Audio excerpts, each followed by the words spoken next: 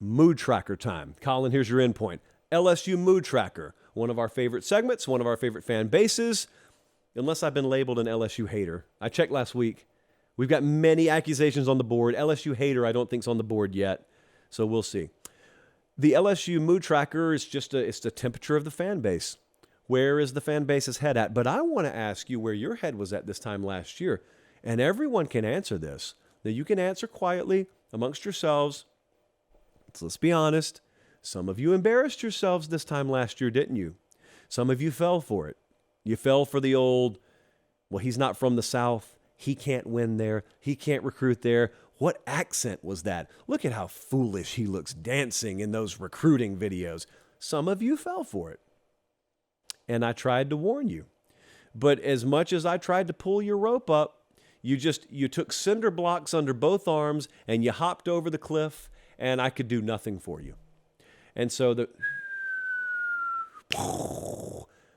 there's LSU in Atlanta playing for the SEC championship. There's LSU locking down top 10 portal class, top 10 signing class. There's Brian Kelly living his best life down there in Baton Rouge and no one caring what his accent is. There it is. One of the easier things to see coming was Brian Kelly being a fit in the SEC because he's always been an SEC coach. He just happened to be in South Bend, Indiana for a long time. I told you this. Anyway, this is not an I told you so. This is a mood tracker. You know what I think the LSU fan mood tracker is?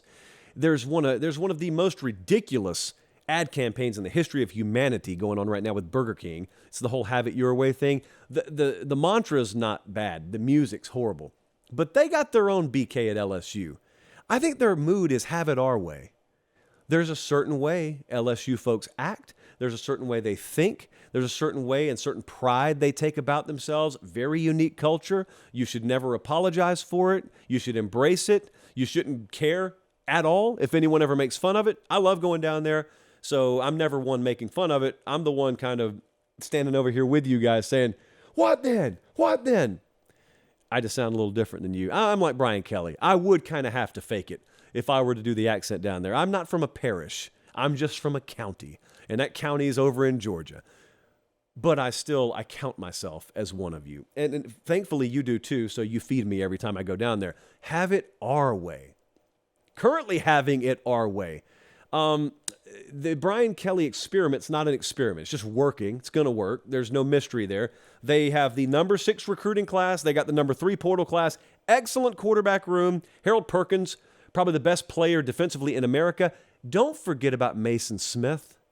You know, they won the West last year and lost Mason Smith in week 1 in the FSU game.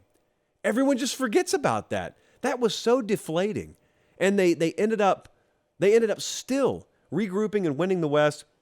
O-line, something they need to upgrade. DB is a question mark. They went and got an entire secondary out of the portal. That's a question mark. But they return 81% of their offensive production. A lot of reasons to feel good. A lot of reasons to think you're going to have it your way. There were 2 groups of people. When LSU hired Brian Kelly, there were 2 groups of people. The first group laughed foolishly and said, oh, how could LSU hire Brian Kelly? Then there were people who know the sport. And I was over there with them. And I was saying, how could you let LSU hire Brian Kelly? But when we said it, we were talking to the rest of the SEC. How did you mess around and let them land Brian Kelly? Do you have any idea what's about to happen? A lot of people didn't. A lot of people thought it was a joke. A lot of people thought that football's really all about your accent and about whether your dancing videos inspire confidence or not. This is about understanding how to get good players and how to put them in the best position to succeed and how to develop them in the process and sell a program. And there is nothing that I just described that he's not any worse than an A- in. And he's been that way for a while, and LSU will continue to perennially be a contender. This is not a program where you have these wild fluctuations like Michigan State. They're in the playoff picture 2 years ago, and then they're under bowl contention the next year. That's not the way it's going to be there. They'll just consistently be a winner. Not going to win the division every year. It's really hard to do. But you're going to have to go through them if you do win it. So they're one of 2 SEC teams with a returning offensive coordinator, defensive coordinator, head coach, and quarterback. Who's the other one? Your Vanderbilt Commodores. Your neighborhood team here in Nashville, Vanderbilt Commodores. LSU's in a good place. LSU having it our way. Now, I'm not going to sing the ridiculous song. You guys can if you want to. But Brian Kelly is the right guy at any time. Brian Kelly, when Georgia had an opening back in when did they fire Rick? After 2015? I remember I was doing talk radio and we had taken really an infant version of what would end up becoming Late Kick Live, and we were doing it on TV down there. And I said Georgia should target Brian Kelly. Now, the guy they ended up hiring did okay, Kirby something. But I thought they should hire Brian Kelly. Everyone thought I was crazy, and they said, why do you think that? And I said, he's already an SEC coach.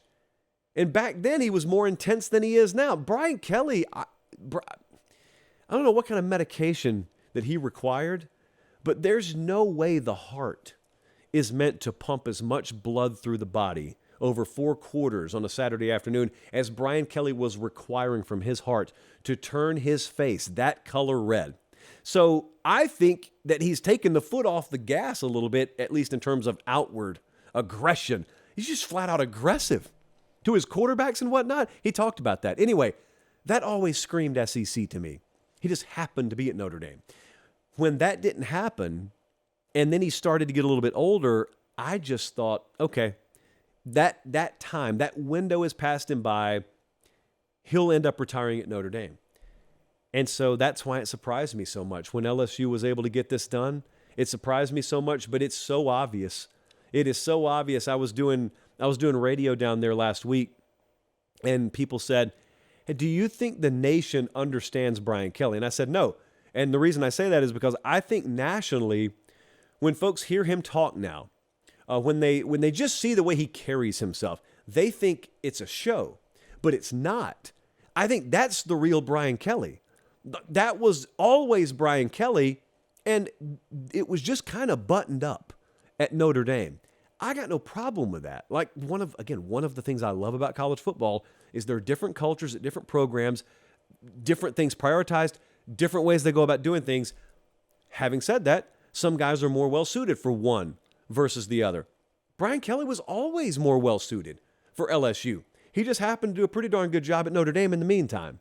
And so Notre Dame's happy with their guy now. LSU's happy with their guy. Classic win-win.